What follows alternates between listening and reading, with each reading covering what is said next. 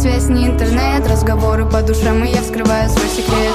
Я хожу по тротуарам и подъездам, заблокирую инстаграм, чтобы я не лезла. Хочу говорить о чувствах, как Есенин. Я влюбилась в друга, без всяких объяснений. Я хожу по тротуарам и подъездам, заблокирую инстаграм, чтобы я не лезла. Хочу говорить о чувствах, как Есенин. Я влюбилась в друга, без всяких объяснений. Заметался пожар голубой, сердце отличается ударов частиц. В районе, где не ловит ни связь, ни интернет. Разговоры по душам, и я вскрываю свой секрет.